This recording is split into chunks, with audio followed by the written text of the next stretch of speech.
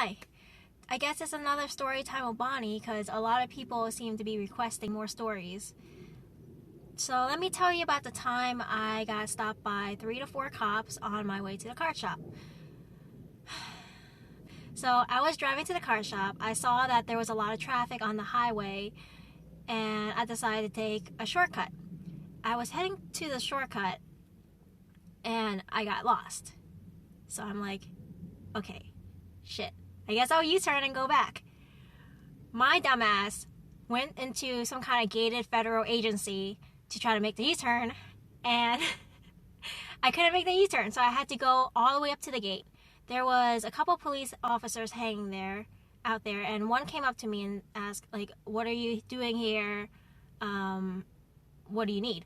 And I said, I have to make a U-turn. And she's like, okay, 1 second. Let me call someone else. Another cop came, and he says, what are you doing? What are you doing, and why are you here?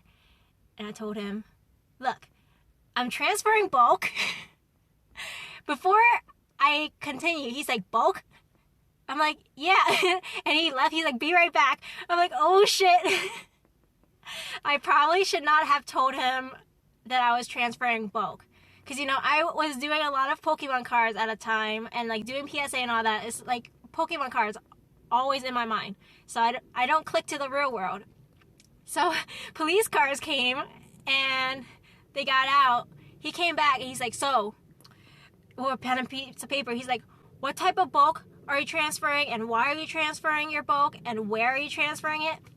And I'm like, officer, I'm transporting Pokemon bulk to a card shop to trade it in so I could buy more Pokemon cards. And he looked over in the back seat, and there was a whole bunch of Pokemon cards just sprawled all over the back seat. And he gave me the look like, are you serious? I'm like, yeah, I have my Pokemon collection with me. Do you want to look through it with me? I like talking about Pokemon cards.